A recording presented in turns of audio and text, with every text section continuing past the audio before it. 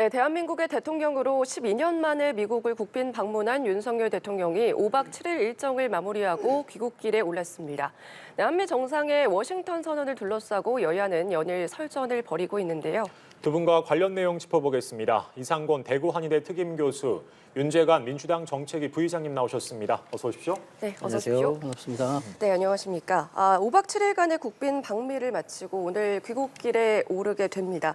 12년 만에 국빈 방미에 나섰고 또 한미 동맹 70주년을 맞아서 한층 더 업그레이드되는 부분에 방점을 뒀다. 이런 얘기가 나오고 있는데 우선 성적표 어떻게 평가하십니까? 성적표라고 말씀드리긴 좀 그렇고요. 제가 볼 때는 대선 전부터 윤석열 대통령이 늘 본인 스스로 이야기했던 그 안보 공약 네. 이런 부분들이 이제 차근차근 하나씩 실현이 되고 있다. 이번 정상회담, 한미 정상회담을 통해서 지난 3월에 나름대로 야당과 일부의 반대에도 불구하고 한일 관계 정상화 우선 큰 스텝을 밟았습니다. 그러고 난 이후에 윤 대통령 이번에는 한미 정상회담으로 이제 어떻게 보면은 한반도 안보 부분, 북핵 때문에 지금 위협을 받고 있는 한반도 안보의 위협 부분에 대해서 윤석열 대통령의 이 안보 공약을 완전히 이제 실현하고 종지부를 찍는 완성체를 만드는 그런 계기가 마련됐다. 이제는 이제 한미일 삼각 동맹, 전략적인 동맹 이런 부분으로 해서 한반도 안보 부분에 대해 가지고 이제 본인의 구상대로 이제 차근차근 나간다. 그리고 이제 그 경제 부분도 물론 이제 야당에서는 이번 한미 정상회담을 계기로 해서 중국이라든지 러시아에서의 경제적인 피해 뭐 이런 부분 우려를 하고 그랬었는데 그런 걸 불식이라도 시키듯이 이번에 가서 첫날부터 넷플릭스한테서 25억 달러 투자를 받고 그러면서 수십억 달러 투자 유치 대한민국 1호 영업사원답게 이제 그런 부분들을 이제 이뤄냈다. 그리고 이제 또 부수적으로는 나름대로 그 국빈 만찬에서부터 시작을 해서 미 상하원 합동 연설 그리고 하버드대 연설이라든지 여러 가지에서 또 다양하게 이슈를 만들어내고 화제거리가 되지 않았습니까? 예. 나름대로 이제 미 상하원에서의 합동 연설 때는 영어 연설을 했는데 뭐 야당에서는 4대주의가 어떻다 뭐 이런 공격도 반대를 위한 반대 그런 공격도 있었습니다만 그렇지만은 유학 한번 안 갔던 대통령이 토종 영어 실력 뭐 유창하게 잘 발휘했다고 저는 생각을 하고요.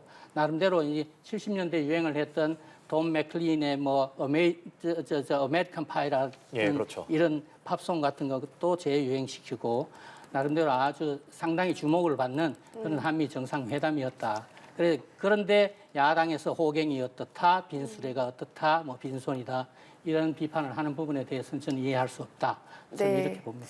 우선 경제뿐만 아니라 사이버 우주 분야 등에서도 적극적으로 협력을 해서 기존 동맹 범위를 대폭 확대했다 이런 말씀을 해주시면서 안보에 조금 더 초점을 맞췄다 이런 얘기를 해주셨거든요. 네, 앞서 말씀을 다 하셔버렸는데요. 제가 드릴 말씀을 한마디로 말하면 이번 회담은 빈손회담이었고 빈수레가 참 요란했다. 이렇게 평하지 않을 수가 없습니다. 첫 번째 이 안보 분야에 관련돼서는 스스로가 이게 제대로 된 이 핵 확장 억제에 대한 합의가 제대로 안 됐다라고 하는 사실을 스스로 지금 증명했지 않습니까? 김태호 차장이 핵 공유에 관련된 얘기를 했고 백악관에서는 즉각 그걸 부인했지 않습니까? 대통령이 미국을 떠나기도 전에 백악관에서 우리가 발표한 내용을 반박해야 되는 이런 상황이 벌어진 것은 큰 외교적인 참사가 아닐 수 없습니다. 두 번째 경제적인 측면을 보시면 이번에 넷플릭스 투자에 대해서는 매우 환영합니다만은 넷플릭스에 관련돼서는 많은 또 이견도 있습니다.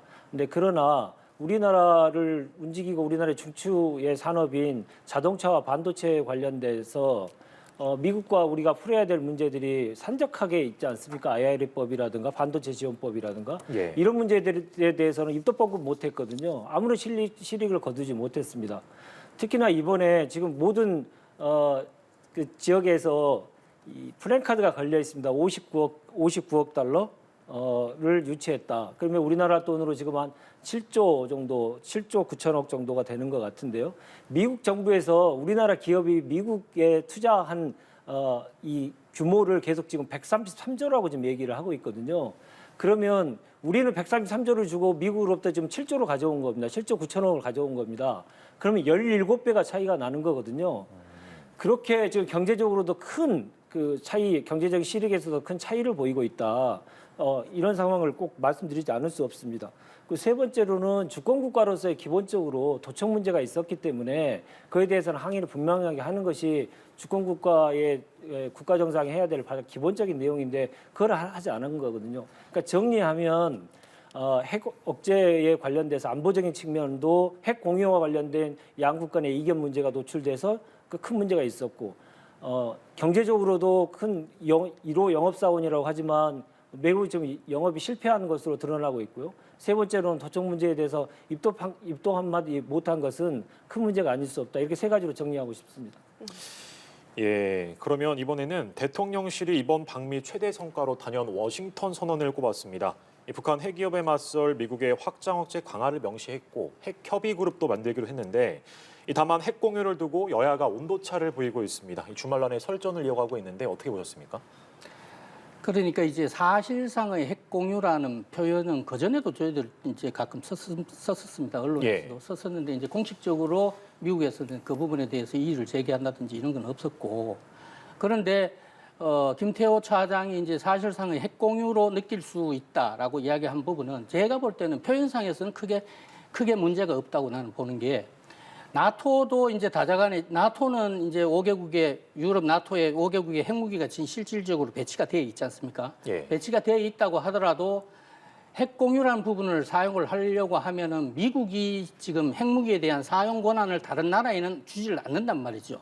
그 이런 배타적인 권한을 갖고 있는 미국을 이야기를 하면은 사실상의 핵 공유라는 말은 틀렸지만은 나토식 핵 공유라는 부분을 의미 전달을 위해서 쓴다고 하면 우리도 한국식 핵 공유 정도는 쓸 수가 있을 정도의 이번에 성과는 왔다. 예. 왜냐하면 워싱턴 선언이라는 게 기본적으로 그 안에 좀 전에 말씀하셨지만 핵협의 그룹이라는 그런 이제 상설 협의체를 만들게 되니까 실질적으로 미국의 핵무기라고 하더라도 그 핵무기 사용이라든지 아니면 그 실행에는 우리 한국도 이제는 공식적으로 참여하게 돼 있단 말이죠. 이렇게 보면 나토가 나토식 핵공유라는 말을 쓴다고 하면 예. 우리도 한국식의 핵공유라는 말은 충분히 써도 무방하지 않겠는가. 제 언론 출신 저 입장에서는 저는 뭐 그렇게 보고요.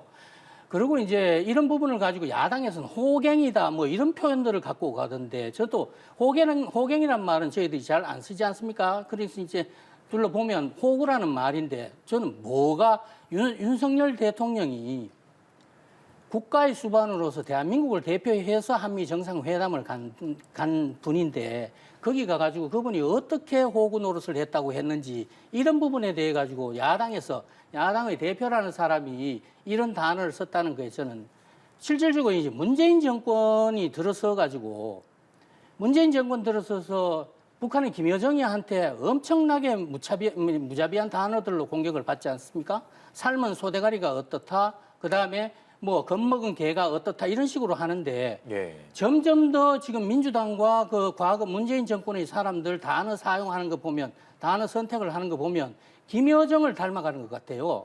그런 부분에 대해서 호갱이란 말도 저도 이제 그런 부분에서 조금 따로 한번 좀 지적을 해드리고 싶고 그 다음에 대통령이라는 게 좀 전에도 말씀드렸다시피 국가의 수반으로서 국가를 대표해가지고 갔던 분인데 문재인 대통령 같은 경우도 2017년에 한미 정상회담을 했을 때 자유한국당에서는 한미 동맹을 굳건하게 해갖고 왔다라고 해서 오히려 칭찬을 했단 말이에요. 그러니까 나름대로 야당이라고 하더라도 국가를 대표해서 나간 대통령이 외교 활동을 벌이고 있으면 칭찬은 못 해줄 망정 그런 식으로 어디 얼토당토하는 단어들을 써가면서 욕을 해서는 안 된다. 그런 저주, 비난 이런 식으로 하는 거는 국격을 위해서도 바람직하지 못하다. 저는 이렇게 생각합니다. 예, 그러면 같은 질문 드리겠습니다. 오죽했으면 그렇게 얘기했겠습니까? 오죽했으면요. 저희들도 집권을 했던 경험이 있던 사람으로서 한미 정상회담이 잘 되기를 바라는 마음은 어느 국민이나 똑같이 갖고 있습니다.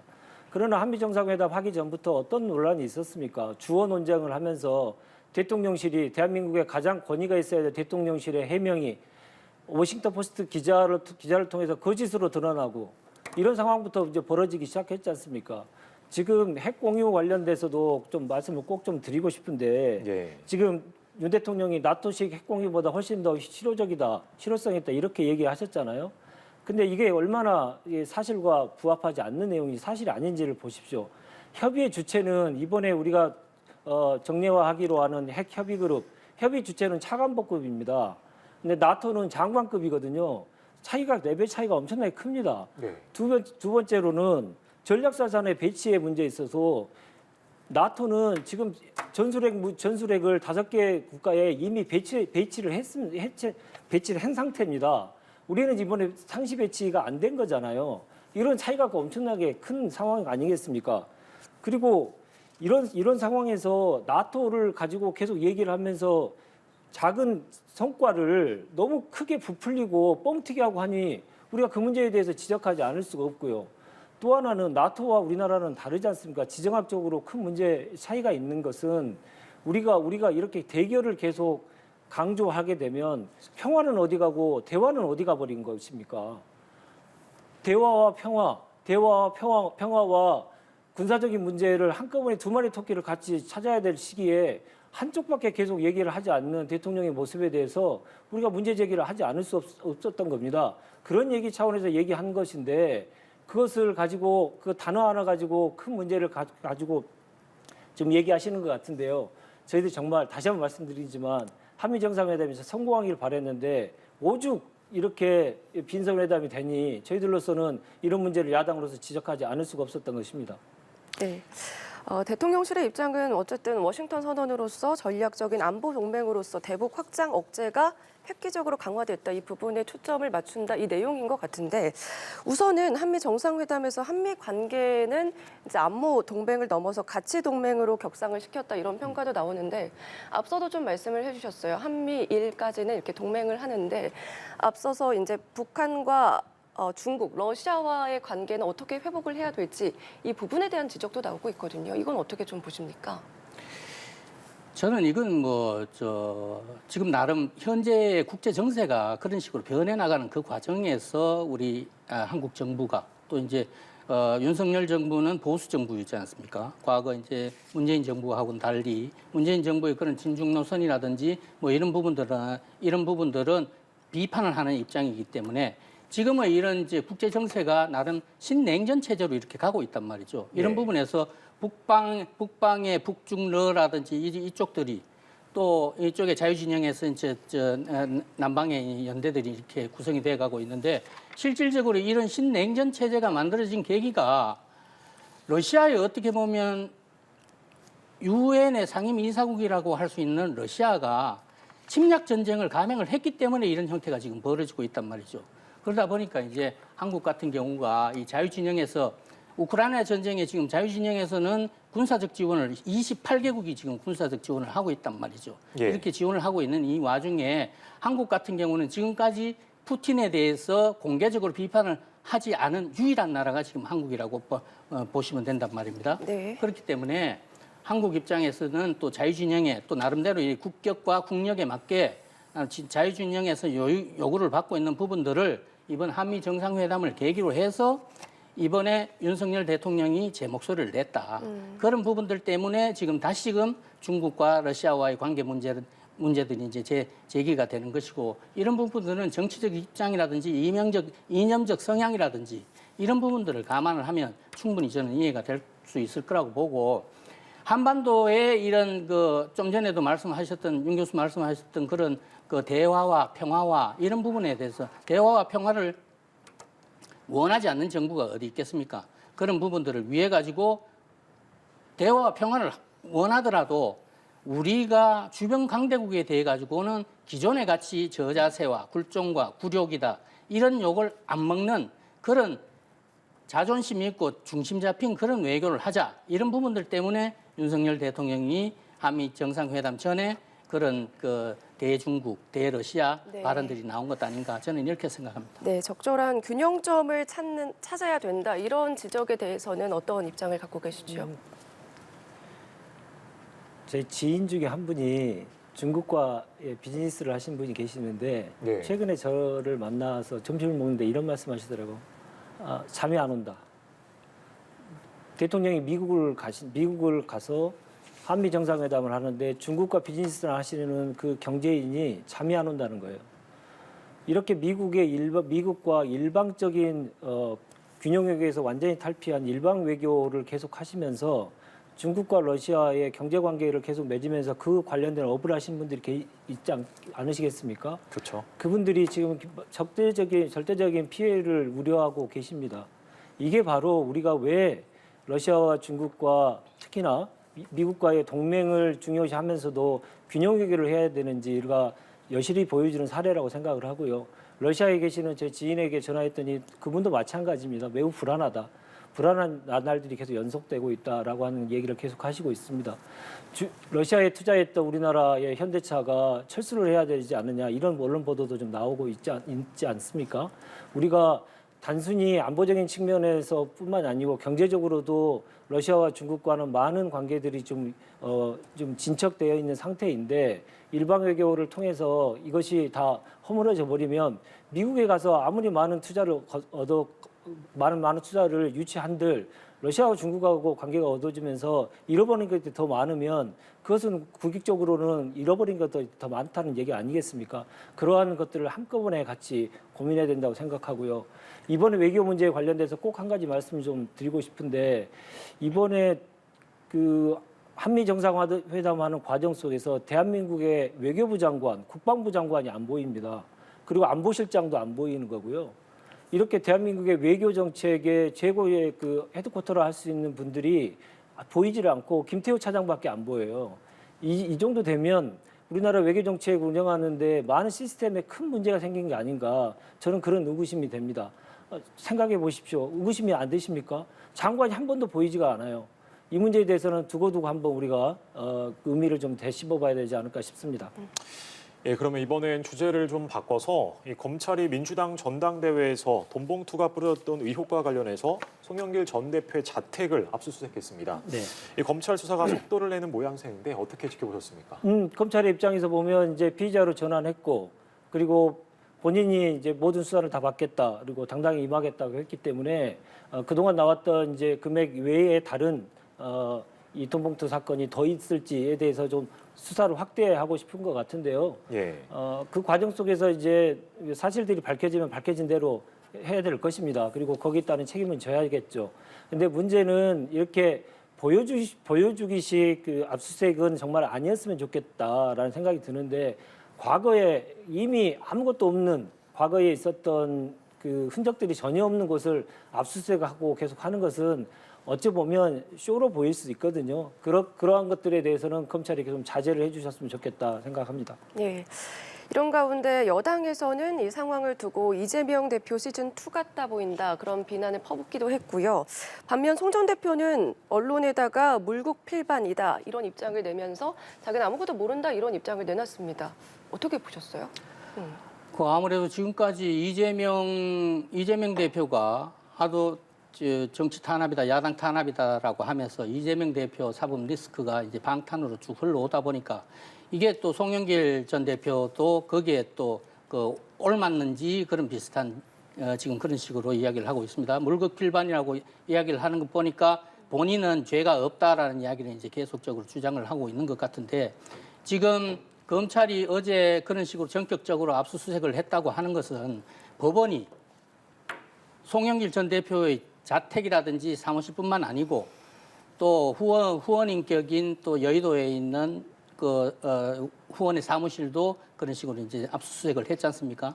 그 흔적도 없는 그런 곳이다라고 하고 있지만 먹고 사는 뭐 경제연구소인가 그렇게 하는 데인데 그렇게 해서 압수수색을 한 걸 보면 법원이 그런 식으로 또 압수수색을 영장을 내준 걸 보면 그 부분하고 충분하게 그 부분에서 그 부분의 후원금이 2021년도 전당대회 캠프 쪽으로 돈이 흘러간 정황이 있을 거다라고 의심이 들었기 때문에 그렇게 해서 이제 압수수색이 됐다고 보고요. 어차피 지금 현재는 그 이정근 사무부총장의 녹취 파일 때문에 9명, 송영길 캠프의 9명, 윤관석 의원을 비롯해서 현역 의원 2명, 나머지 보좌관하고 각 내부 감사까지 해서 9명에 대한 혐의는 이제 특정이 되어 있는 상황이고 이 9명의 혐의뿐만 아니라 최종 종착점이 송영길 대표라고 보고 송영길 대표의 혐의, 실제로 이제 이정근 사무부총장 녹취 파일에 보면은 송영길 대표가 직접적으로 언급한 내용이 나옵니다. 강내구 감사 이야기 육성으로 해서 나오는 이야기인데 2021년 4월 10일 녹취 파일입니다. 거기에 보면 송영길 대표가 본인보다도 강내구 감사가 원래 이제 9,400만 원 중에 8천만 원을 조달을 했는데 8천만 원보다도 더 많다는 식으로 해가지고 이야기가 나오는 거 보면 그 많은 돈을 송영길 전 대표가 직접적으로 조달을 했다라고 하면 단순히 정당법 위반이 아니고 정치자금법 위반으로까지도 이건 확대가 될 수 있는 부분이기 때문에 최종적으로 확인을 해야 된다. 그렇기 때문에 압수수색을 통해서 증거 자료들을 검찰이 지금 확보를 했을 것이고 그 이후에 이제는 곧 뭐 보좌관을 비롯해서 윤관석 의원까지 해서 소환 조사를 하게 되면 송영길 전 대표는 본인 스스로 자진해서 검찰 출두를 이야기를 하고 있는데 자진해서 검찰 출두 이야기를 하질 않더라도 윤관석 의원이라든지 관련자들 소환 조사를 거치고 나면 소환하게 될 거다. 뭐 이렇게 보고 있습니다. 예. 네, 한편 민주당은 이번 사태를 계기로 당 쇄신책 마련에 속도를 내고 있죠. 이 불법 정치자금과 관련한 당원 당규 전반을 대수술하는 방안으로 네. 이 대의원제 축소안도 거론되고 있습니다. 네. 근데 하지만 이견이 만만치 않은데 실제 추진할 가능성이 있습니까? 실제 뭐 추진할 가능성이 지금 높은 상황이고요. 뭐 이러한 문제가 있기 전부터 과거와 달리 당원 수, 특히나 권리당원 수가 이제 거의 200만에 육박하면서 전당대회의 그 룰 자체가 대의원과 권리당원 간의 표의 등가성 문제가 너무 크게 벌어진 거 아니냐 이런 문제가 지난번 전당대회 때도 얘기가 된 적이 있었고요. 예. 그런 문제로 인해서 이제 돈봉투 사건의 원인 중에 하나로 또 지목되면서 그럼 대의원 문제에 대해서는 좀 이번에 가부간에 어떤 결론이 내려질 것이라고 생각을 하고요. 그것뿐만이 아니고 더욱더 이제 그 당내 정치를 한 당내 선거 과정 속에서 돈이 전혀 필요 없는 선거를 어떻게 할 것인지에 대한 여러 가지 의견들이 지금 계속 나오고 있다라는 말씀을 꼭 드리고 싶습니다. 한 가지 추가해서 좀 말씀드리면 아까 그 물급필반 얘기를 하셨는데 뜻이 그렇지 않습니까? 극단으로 가면 이제 반전이 이루어진다라는 뜻인데 예. 지금은 이제 검찰의 시간이기 때문에 송영길 대표에 대해서 무차별적이고 광범위한 수사가 이루어지겠지만 그게 어느 정도 일정 정도 시간이 지나서 너무 극에 달하고 잘못된 방향으로 가게 되면 지금의 상황은 언제든지 반전될 수도 있는 거고요. 특히나 이제 국민의힘에서 김연아 전 의원 같은 경우에는 공천 헌금을 받았던 사안이 이제 녹취록까지 다 공개됐는데 그와 관련된 내용들은 잘 듣기 어려운 상황이거든요. 이런 것들이 균형이 잘 이루어지지 않으면 다시 그 문제들은 제기될 수밖에 없을 것이다. 이런 말씀을 하신 거라고 저는 해석을 하고 있습니다. 네, 이 쇄신책과 관련해서 좀 말씀을 해주셨는데 지도부 일각에서는 이 부분에 대해서 속도 조절론이 필요할 수도 있다 이런 얘기도 나오고 있거든요. 아무래도 돈봉투 의혹의 구체적인 진상이 드러나지 않았기 때문에 조금 더 서둘러서 말하는 게 시기상조다 이런 얘기인 것 같은데 의견을 네. 모으는 과정 속에서 시간이 좀 있어야 되는 거죠. 뭐 그걸 정광석화처럼 한다고 해서 그렇게 꼭 중요한 문제는 아니고요. 그런 문제의 어떤 결론을 가지고 후일담 후에 또 다른 또 분란이 생기거나 그래서는 안 되기 때문에 그런 의견들을 계속 좀 모으고 있다 이렇게 보시면 될 것 같습니다. 네, 알겠습니다. 네, 그러면 대의원제 축소안 이거 추진할 가능성이 있다고 말씀해 주셨는데 어떻게 들으셨습니까? 저는 뭐 어차피 전당대회가 끝나고 나니까 전당대회 돈봉투 사건이 터지고 나니까 이제 이런 이야기를 하시는 것 같은데 이건 다 뭐 사후 약방문이고 뭐 그런 거죠. 그런 건데 실질적으로 이게 저는 왜 이런 일이 벌어지느냐라고 생각을 하니까 이 민주당이 말이죠. 지난 문재인 정권이 탄생서부터 시작을 해가지고 적폐청산을 하면서 그렇게 해서 보수가 완전히 괴멸된 상태에서 문재인 정권 거의 단독 플레이로 지금 거의 5년을 지내왔단 말이죠. 그렇게 하면서 결과적으로는 이제 내로남불이다, 위선이다라고 해서 정권의 성격이 규정이 돼버리고 그랬는데 본인들이 뿌리부터 썩어 나가는 거를 본인들이 모르면서 그렇게 지내온 결과적으로 그렇게 지내오다가 이런 돈봉투 사건 같은 것도 났다.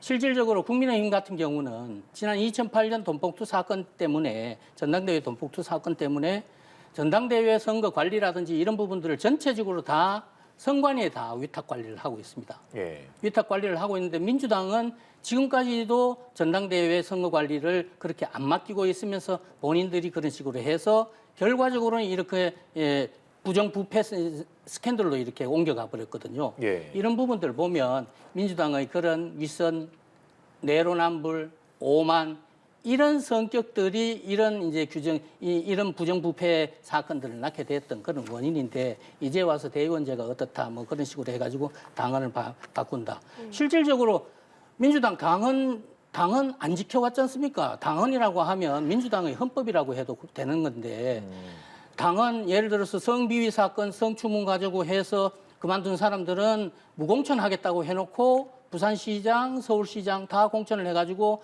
그냥 큰 표차로 그냥 낙선하지 않았습니까? 그리고 이재명 대표 당직자라고 하면 당헌 80조에 분명히 기소 즉시 당직을 박탈하도록 되어 있는데 그 부분도 안 지키고 있지 않습니까? 그러니까 민주당은 항상 이런 식으로 사후 약방문이라고 하더라도 여하튼 결과적으로는 본인들이 그런 부분들을 자초를 했다. 그렇게 위선과 오만으로 계속 굴러가다 보니까 본인들 스스로 그렇게 그 구름으로 떨어진 거다. 저는 이렇게 보고 있습니다. 네, 이런 가운데 김기현 대표 체제 하에서 새롭게 출범한 중앙당 윤리위가 내일 첫 회의를 엽니다. 우선 일단 설화로 물의를 빚은 김재원, 태영호 최고위원 징계 여부가 관심인데 5.18 민주화운동 전에 징계를 하겠다 이런 전망도 나오고 있거든요. 어떻게 좀 예상을 하십니까? 아무래도 이제 5.18은 작년에도 의원 전원들하고 당 지도부가 전체적으로 5.18 그 광주로 다 전원 출동을 하지 않았습니까? 네. 곧 다음 달 되면 이제 5월 18일이 되니까 그런 행사들도 앞두고 있고 그러니까 이제 당 윤리위도 공식적으로 지금 출범을 했고 하니까 이제 그 절차를 밟아 나가는 것 같습니다. 김재원 의원 같은 경우는 김재원 의원 설화 때문에 그건 이제 당 지지율에 직접적으로 영향을 미쳤다고 보는 것 같습니다. 그러다 보니까 이번에 징계에서는 확실하게 김재원 의원에 대해서는 징계를 추진해 나갈 것 같고 그 전에 제가 볼 때는 본인 스스로가 사퇴를 하는 게 맞다고 보는데 그런 부분들은 본인이 아직 결단을 하질 않으니까 윤리위에서 어떤 모종의 결단을 내릴 것 같고요. 태영호 의원 같은 경우는 나름 본인 스스로 이제 윤리위에 조사를 자청을 했던 부분이고 네. 그 다음에 태영호 의원 이야기는 북에서 온 사람이라서 이제 역사관이 다르다고 할 수가 있다고 하더라도 역사관의 문제이기 때문에 조금 다르게 윤리위에서 아마 처리가 될 거다. 저는 이렇게 보고 있습니다. 네, 중징계와 관련해서 지금 입장을 말씀을 해주셨는데 야당의 입장에서는 좀 어떻게 보십니까? 민주당에 대한 이제 강도 높은 비판을 하셨는데요. 근데 그 비판 제가 달게 받겠습니다. 그러나 국민의힘이 져야 될 비판에 대해서 함구하시는 것에 대해서는 저는 이의를 제기하고 싶습니다. 지금 김연아 전 의원이라든가 박순자 전 의원이라든가 그리고 공천원금을 받으셨던 이 사건에 대해서 국민의힘은 국민들에게 죄송하다, 유감이다, 입도 뻥끗 안 하시거든요. 그런 문제에 대해서는 분명하게 본인들의 입장을 얘기하시면서 민주당에 대해서 비판을 하셔야 그 비판이 타당한 것이 되겠죠. 민주당에서 김연아 의원 얘기만 하면 물타기 한다고 얘기하면서 본인들 사과를 안 하시는 이 문제를 언제까지 가져가실 건지 좀 의문이고요.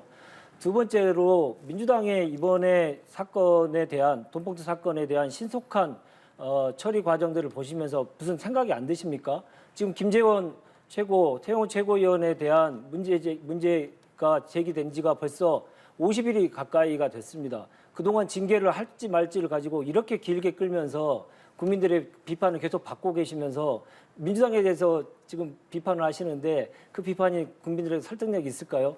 그래서 그런 결과들 때문에 지금 국민의힘의 지지율은 점점 떨어지고 악재라고 될 수 있는 민주당의 돈봉투 사건이 났음에도 불구하고 민주당 지지율이 계속 오르고 있는 거 아니겠습니까? 어떻게 사건이 벌어지고 나서 어떻게 대처하느냐 그 모습을 보면서 국민들께서 지금 평가해주고 계시다 이 말씀을 드리고 싶습니다. 네, 민주당 얘기까지 들어봤는데요. 지금 이상군 대구아이대 특임 교수님과 윤재관 더불어민주당 정책위 부의장님과 정치권 소식 짚어봤습니다. 오늘 말씀 고맙습니다. 네, 고맙습니다.